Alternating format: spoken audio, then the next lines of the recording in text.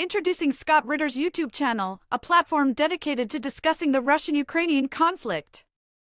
Scott Ritter, an expert in international relations, provides in-depth analysis and commentary on the ongoing war between Russia and Ukraine. With his extensive knowledge and first-hand experience, Scott Ritter offers unique insights into the historical background, geopolitical complexities, and humanitarian aspects of the conflict. Join his channel to gain a comprehensive understanding of the crisis, including its impact on regional stability and global politics. Through well-researched and balanced content, Scott Ritter's YouTube channel serves as a valuable resource for anyone interested in delving deeper into the Russian-Ukrainian war. A lot of big developments in the war in Ukraine over the past 24 hours. A short time ago, word from Russia that Wagner will be asked to turn over all of its weapons, lay down its arms. Is this the end of the Wagner group? We also hear from Russian authorities they've dropped charges against Prigozhin, the mercenary leader who led this quote-unquote coup over the weekend. And German state media over the past 24 hours claiming peace talks could begin as early as next month, that global leaders met secretly in Copenhagen and they're on board with peace talks. So to make sense of all of this, former UN Weapons Inspector Scott Ritter joins us now. Scott, thanks for coming back to the show. Let's, I guess, start with Prigozhin and this news of Wagner. Are they done? Wagner, as a private military contractor capable of fielding a conventional military force, is finished. It's done. It's over. And it seemed we saw videos of Russians apparently arm in arm with Wagner forces. There was a lot of apparent celebration. The West was saying, wow, he was greeted with open arms, Prigozhin. I saw a number of CNN headlines saying that was a hero's welcome for Prigozhin when he went into Rostov-on-Don, and now charges are dropped against Prigozhin. So will he be prosecuted in any way? Is he going to live out his days in Belarus? And what do you make of this Western narrative of sort of a hero's welcome for him? Well, let's start with the hero's welcome. Rostov is a city of 1 million people. Count the number of civilians you saw in the square welcoming Wagner. First of all, the vast majority of the civilians there were there out of curiosity. When Wagner first approached, there were no cheers. In fact, Wagner's forces were confronted over and over again by Russians saying, "What are you doing here? Why are you making this mess?" Wagner put people on the ground at gunpoint. Wagner, who has no legal authority whatsoever. People need to understand that. This is not a military unit. It's not a paramilitary unit. It's a private military contractor who has no legal authority to operate on Russian soil at all. So these are criminals in a Russian city bearing arms, seeking to take control of the headquarters that is commanding the special military operation at a time when Russia is a life and death existential military struggle against Ukraine and the collective West. The people cheered when Wagner left. They cheered because there was no civil war. They thanked Wagner for making the right decision to get out of town. What those people didn't realize is that Rostov-on-Don was surrounded by 10 to 15,000 Chechen Akhmat special forces who had sent a message to Prigozhin that you're going to die in a matter of hours. That when Putin gives the green light, we will come in and we will kill you and we will kill all of your Wagner mercenaries. Prigozhin also received the same message from his commanders as they approached Moscow. They entered the Serpukov area and there were 2,500 Russian special forces lined up there, dug in. They were backed up by thousands more special forces who were outflanking the Wagner forces. And Wagner commanders came back and said, we're going to get into a fight. Now, here's another thing people don't realize. What is a basic combat load? That's what a soldier carries on him to engage in a fight. You know how quickly you fire through your basic combat load in a heavy firefight? Like that. Where's the resupply come? Wagner would have run out of ammunition in hours, and they would have all died. That was the reality. Prigozhin didn't negotiate anything. Prigozhin was told, leave. You're done. Unplugged. Get out of Russia, and Wagner is finished. And that's what we're seeing. So all this concept of a negotiated settlement, Prigozhin making a point, Wagner being treated as heroes. Wagner is a criminal entity, a criminal entity. 3/4 of Wagner refused to participate in this coup d'etat. This coup has been planned for months. Russia has known about it. Russia has been coordinating with the commanders of Wagner to avoid a civil war, to have them conform with Russian law, to have the Wagner fighters sign contracts binding them to the Ministry of Defense. So now that they have a legal status, to get the commanders to do the same thing, to end Prigozhin's billion-dollar money-making venture. People need to understand that Prigozhin is not a military commander. He is a businessman who makes money off of slaughter and blood. Bakhmut, where 20,000 Wagner fighters died. People need to remember that. There is no wonderful formula for Wagner's success. They're not an elite fighting force. 30,000 of the 50,000 Wagner soldiers who fought in Bakhmut were criminals, convicts, with 21 days training. You cannot become an elite fighting force with 21 days training. You were given 21 days training, basic small arms knowledge, basic maneuver, and told, advance or die. That was it. If you survive, your conviction is swiped clean. These were fanatics who fought aggressively, but they're not elite. 20,000 of them died. These units suffered 60% casualties, and Prigozhin's lecturing people saying, we gave you a case study of how you should have advanced through. Prigozhin knows nothing of war. Again, he has no military experience whatsoever. Every operational and tactical decision is made by his commander's council, and this commander's council signed off on tactics that caused shock units to lose 60% casualties, 20,000 dead, and he's saying that the Russians are slaughtering their troops. If the Russian Ministry of Defense followed the Prigozhin model, 300,000 Russians would be dead, and they still would have only advanced a few kilometers. Prigozhin is insane, and that's what people need to understand. Wagner, they fought bravely, they fought heroically, but to call Wagner elite, no elite unit suffers 60% casualties. That's not elite. That's fanatical. And here's the other important thing. The Russian military did not want to fight the Battle of Bakhmut. Prigozhin entered that battle because he was in a very difficult situation. Russian law does not permit a private military army, which is what Wagner had become. It can't operate on Russian soil. So they were going to pause the battlefield, pull Wagner out, and reconcile this legality issue. Prigozhin realized the second they did that, he would lose his billion-dollar business. So he pushed into Bakhmut to keep the fight going, to compel the Russians to fight, sacrificing 20,000 men. Every soldier that died in Bakhmut, it's Prigozhin's fault. He murdered them as a business decision to compel the Ministry of Defense to give him the ammunition to create a precedent of supplying a private military contractor in violation of Russian law.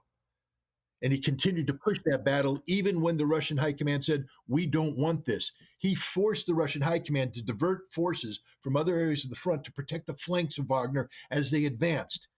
Thousands of Russians were wounded and killed because of Prigozhin. So this idea that Prigozhin is some sort of military genius who is in command of an elite fighting force that saved Russia is absurd in the extreme. I'm not denigrating the courage of the individual Wagner fighter or the tactical competency of their commanders. I'm telling you that Yevgeny Prigozhin is a psychopathic, mass murdering criminal, and he's alive today only because Vladimir Putin didn't want to start a civil war where Russians would end up killing Russians.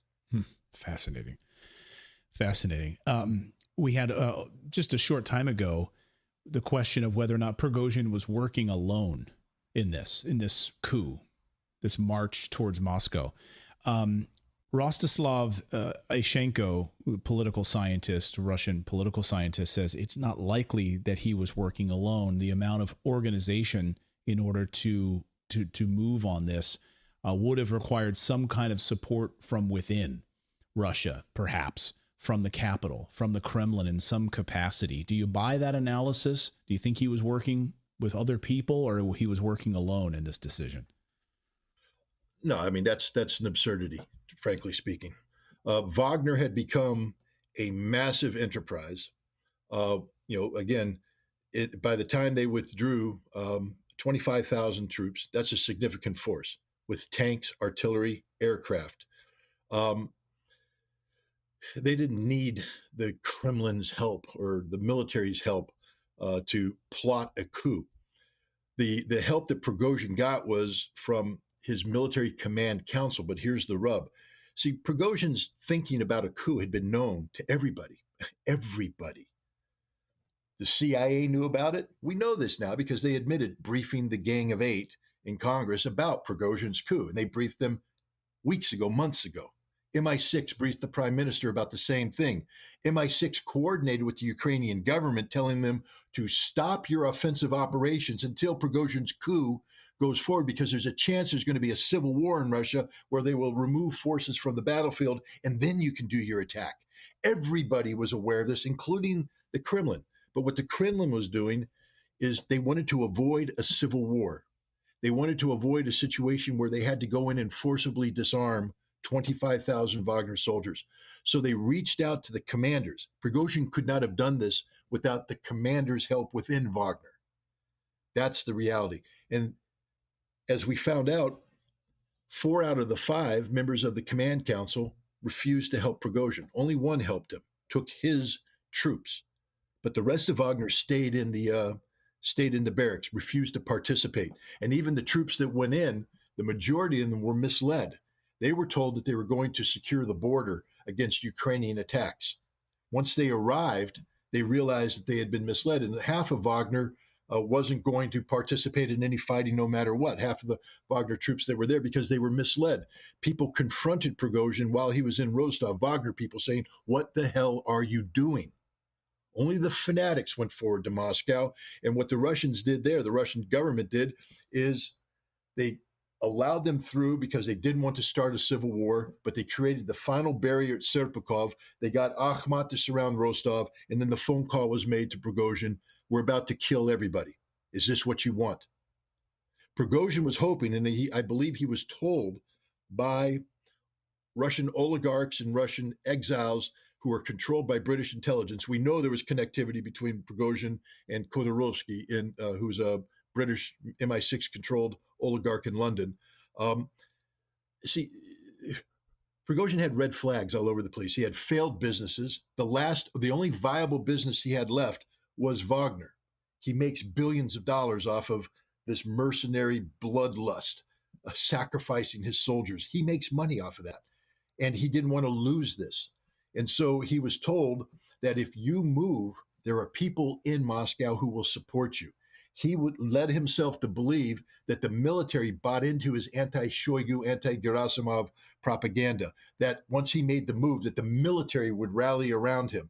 He was told that politicians would leave Putin, surround him. So he drove towards Moscow, and none of that happened. None of that happened. Everybody rallied around Vladimir Putin. And in the end, Prigozhin was alone. His troops were scared, and they recognized that they were all going to die. And that's why this deal was cut. But Prigozhin had no help from within Russia. He had a lot of help from outside of Russia, which makes him a traitor. So we'll see what his future is. The Russian government doesn't look well on traitors, and I don't think Prigozhin is going to have a long and healthy retirement. Yeah, Sergei Lavrov saying they are investigating the Western intelligence collusion in this, and so that investigation will go. I want to get you out of here on this question. German state television channel claiming that peace talks could begin as early as next month. They claim that a number of global leaders met last week in Copenhagen, and they are on board with a planned peace talk next week. Do you buy that? Well, first, I have no doubt that they met. I have no doubt that they talked. I have no doubt that they're looking for peace. But here's the interesting thing. Russia has been saying all along that we, being Russia, want a negotiated settlement to this. Right. And Russia has actively been pursuing this. It's been rejected all along by the West. The West has rejected it.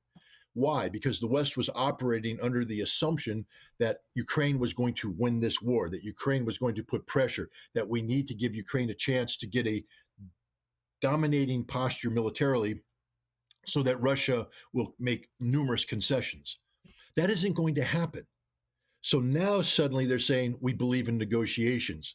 Right. At a time when Russia's winning and prevailing. You know who wasn't in Copenhagen talking about negotiations? The Russians. The Russians aren't going to play this game. Right. Russia has a military objective of the defeat of the Ukrainian army, strategic defeat of the Ukrainian army. That's demilitarization. They have a political objective of denazification and permanent neutrality for Ukraine. And the only negotiation is when Ukraine agrees to all these terms. So until which time the Copenhagen group are willing to say Russia has won the war and Ukraine must concede all of this, they're just talking to themselves. It's literally a self-licking ice cream cone where all these people sit around and enjoy their own company. But Russia wasn't there, and Russia's the only vote that counts at this point in time. The only vote, because they have thrown away any leverage they might have had with Russia a long time ago by insisting on pursuing this war. Now that they've doubled in, they put all their chips in, Russia's mobilized, Russia's ready to win. They want to negotiate away Russia's victory. Russia will never go for this. Yeah, and of course, Vladimir Putin 2 weeks ago at the Africa Summit, or the St. Petersburg Summit, holding up the peace agreement that was signed by the Ukrainians and thrown in the trash. And the peace agreement signed by the Ukrainians, but remember, Minsk wasn't signed by the Ukrainians because Angela Merkel and Francois Hollande, the German and French leaders who promised their support, were now saying it was all a sham. We lied to Putin. We misled Putin. So who is Putin supposed to believe? Our Ukrainian government that can sign a deal and walk away from it, always saying that we always lie to Russia, that we only negotiate to get an advantage, to buy time?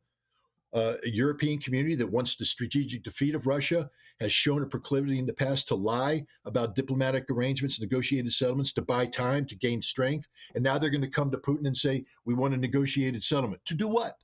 To buy time, to gain strength? At a time when Russia's winning? Putin said about 2014, he regrets not destroying the Ukrainian army at that time when he had them surrounded. He could have destroyed them. He said it was his biggest mistake. Right. And he will never make that mistake again. When he says he's never going to make that mistake again, I'd believe him. And those who have studied him very, very closely say he's one of those people, a politician who learns from his mistakes. So, you know, imagine that. Yeah, fool me once, right? So, yeah, we'll see on this. Scott Ritter, thank you so much for your analysis on this. I know it's been a very busy